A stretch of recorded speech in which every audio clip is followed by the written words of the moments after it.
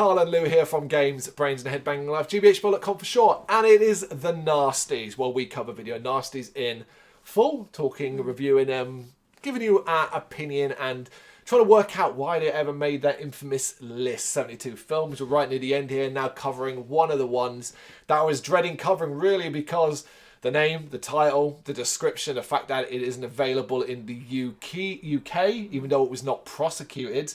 It's not available in the UK, and the fact that it was directed by Jess Franco. However you say his name, or you choose whatever pseudonym he goes under, which he does go under one in this film. It doesn't come up as director. You find out information after. You know it's going to be sleazy. You know it's going to have a lot of female nudity. You know it's probably going to be quite sexy in an intrusive way. And fuck me, does this film get intrusive with that camera. I mean, there are times where it's like, mate, are you trying to see internal organs here? Calm the hell down. That's like it does like a zoom function, don't they? They do, but it's like handheld shake. It's odd. I expected all of that. It gave us all of that eventually. It's weird because for ages it doesn't really do anything, and then it's like, no, this is all it is, and then it's like, oh no, we're ending. You're like, that was a film. That was something. There's, of course, Women Behind Bars, a.k.a. Diamants pour l'enfer, translated as Diamonds for Hell, or Visa pour mourir, Visa to Die, or Prison Sado pour femmes, Sadistic Women's Prison. These titles, we're going to love them. Each as bad as each other. Think about it. We know it as Women Behind Bars, but if it was Diamonds for Hell, kind of ties into it. Diamonds does. For Hell, Visa to Die. That's terrible. I love that one. But Sadistic Women's Prison is just brilliant. That almost sounds like a Nazi exploitation movie, you know? I think I've seen articles like where they do when they translate films like into Chinese, the titles are like the literal what happens in them because the English doesn't match up properly. But yeah. We'll tell you right now, this does actually surprisingly tame. If it had gone on a title Sadistic Women's Prison would have been like sadistic. This is a very tame movie when it comes to violence and elements like that. When it does show bits of like that, they're so poorly done, so fake, so horrible to look at. You just kind of laugh at the stupidity of it. As 1975, a France-Belgian production, which makes sense when you see the locations as well. And it's kind of it goes in the category. I love this category: sexploitation, women in prison, crime films. Oh wow! So it's a nook. Yes, it's a nook, but that's not. There's several put together to be there. You get sexploitation. The women in prison is a separate category in itself, and of course, crime in itself. And while it obviously was directed by Jess Franco, it was also written by Marius Lesour. Stars Lena Romay, who most will know as I don't know if they're still married or still married. He's dead, so in that sense. But that was Jess Franco's wife at the time, the one that is naked for the most of this movie and has the camera shoved up her vagina throughout most of it. Martine Stedil, Natalie Chappé, Roger Darton, Ronald Weiss, and Dennis Torrey. That is the predominant members of our cast. Don't ask me who plays who. Don't fucking matter. Didn't pay any attention to that. No. When we watched it, we understood the story. That's the thing, right? Credit where the film is. We get the story as it follows along. Even if it is unnecessarily complex, with not just double-crossing, triple-crossing people. I feel like they did it just to justify going, oh, look, tits, but also a story. Well, you mean, that's good justification, to be fair. You're still making a movie. You're not making a porno, even though it is got softcore porn elements. Of course, like I said, this has no UK re-release, even though it was not prosecuted. Theories vary as to why this went on the nasty list, considering it wasn't prosecuted or anything like that. Most of it come down to two things which can make sense to me. One more egregious than the other. One is a whipping scene involving a whip, poorly done so horrendously that in the long shots, you can see there's absolutely no damage at all to the girl's back. When they do a close-up one, they've done these horrible little makeup marks on her. But it keeps cutting between the two. So you're like, 1 minute she's fine, next minute she's not. Absurd. The other, though, is more egregious. It is the electrocution. Electrodes attached to the inner thighs of a woman, basically, and given electric shocks. In the description, people often say it's connected to her vagina. However, when you watch it, it's actually like, it's very close, but it's kind of on the inner thighs of them. That's it, because obviously the camera focused heavily on that. That's one of those, whoop, zoom shots. So there is that. So the story follows a diamond heist, basically. Some diamonds are heisted from a Chinese boat, a junker, and the thieves all make off, but on the way, they're basically killing each other. You see The Dark Knight? Beginning of The Dark Knight, the heist, the excellent heist of the start, where people are killing each other because they've been told to or whatever, and they're going to get more of a share. It's similar to that. It's in the way that as we follow these people along, one person gets killed, one gets shot on a beach, and there's a back hit. That is not like anywhere as good or well done. No, but the idea of it, But it's the last surviving thief is then shot dead by his girlfriend, Shirley, which is Lena Remay. She effectively gives herself up immediately, calls the police, which was very confusing, and doesn't really make sense in the overall context of the film either. So I killed my boyfriend. Yeah, and gets sentenced immediately to a prison. But everybody, basically, so she goes to prison, and the warden's a bit weird, a little bit unusual, of course, a little bit sex crazy, but he and an insurance company are desperate to find out what she knows about missing diamonds. Basically, she's not said where they are, doesn't know about it, just suggests, and her argument's been she killed her boyfriend in self-defense, that he attacked her, she shot him dead, which still goes to prison for manslaughter. This prison, let's talk about that.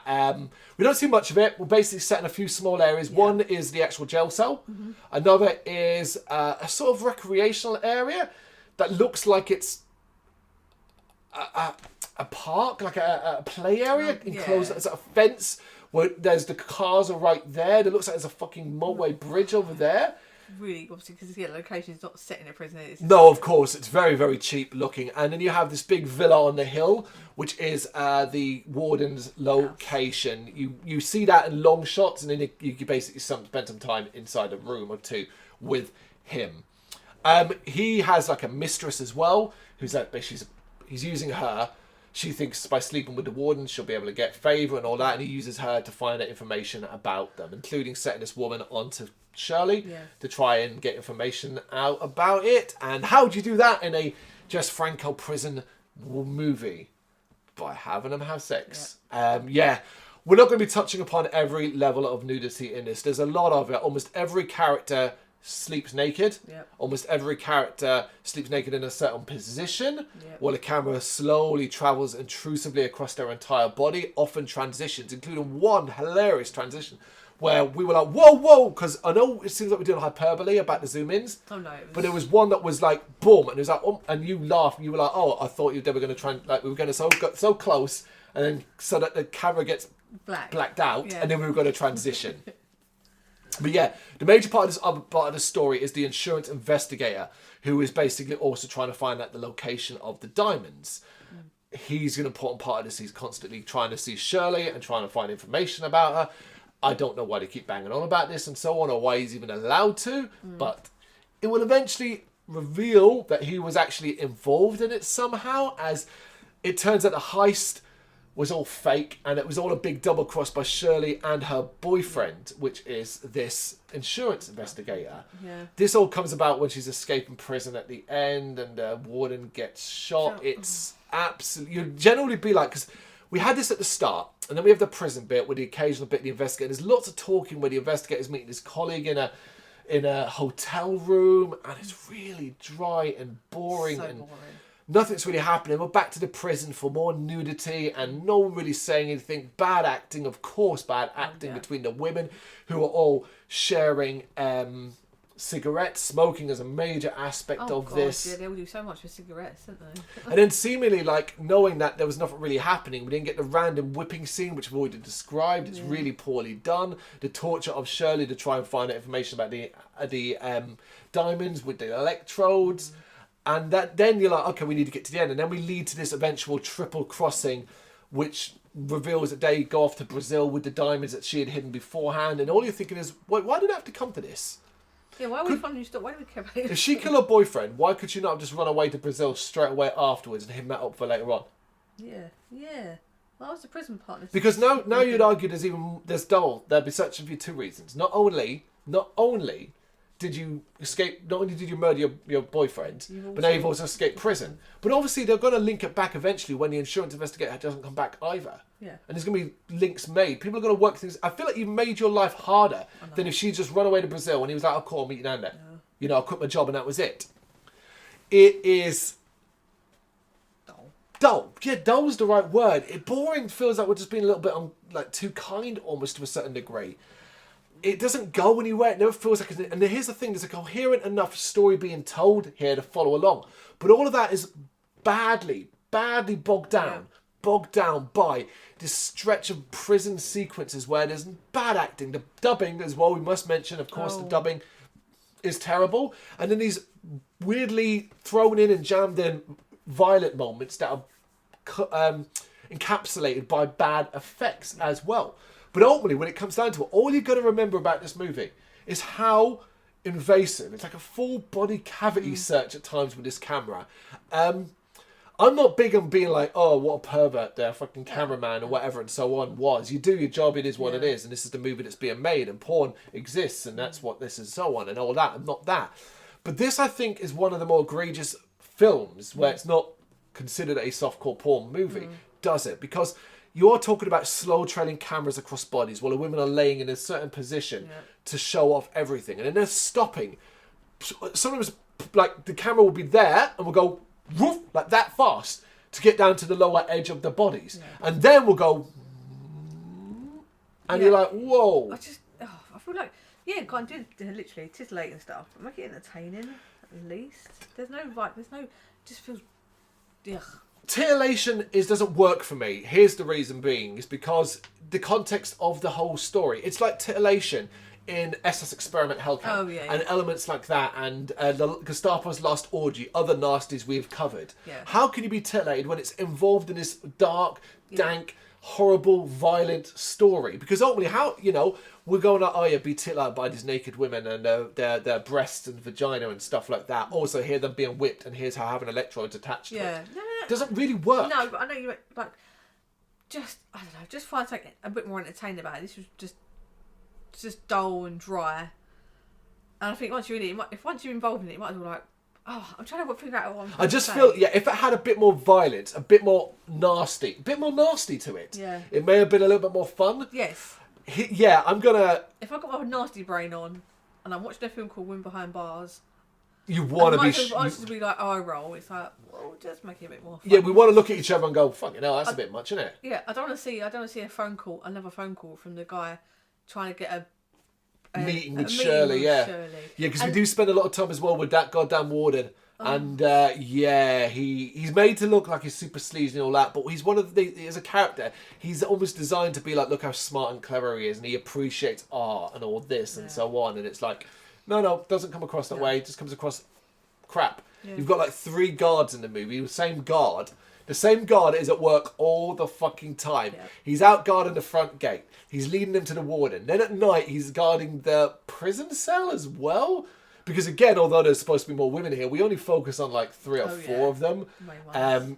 One gets murdered in her bed as well, strangled at a certain time too. There's that. Other than the 2 that end up having sex, which is the lead character and the prison snitch one. And there's another woman that's sort of just there in the background. She actually doesn't really say anything in it except for one bit. Then suddenly she's naked like the rest of them. And that's it. Yeah, you want a bit of nasty, and we don't have it here. I'm not going to defend things like Gestapo's Last Orgy and all that, but man, at least we had something that made us go, good God. This doesn't have that. It's just, all right, that was a thing. We did put ourselves through it. We got through it. It's Women Behind Bars. What do you think? Do you think this is a little slice of Jess Franco brilliance? Something you really, really enjoy? You think we're maybe being a bit extreme and of complaining about the constant vagina zooms? We'll call them vagina zooms. You know what to do. Let us know in the comments. Thank you very much for watching. If you liked what you saw, please help us out by giving us a thumbs up and hitting that subscribe button. If you really liked what you saw, consider donating to keep the website and channel running by buying us a coffee via our coffee page or picking up some merch from our Big Cartel store. You can check us out on gbhbl.com as well as via our social media, Facebook, Instagram and Twitter, as well as listen to our interviews via SoundCloud, Apple Music and Spotify. Just search for GBHBL. Games, horror and heavy metal. What else is life for?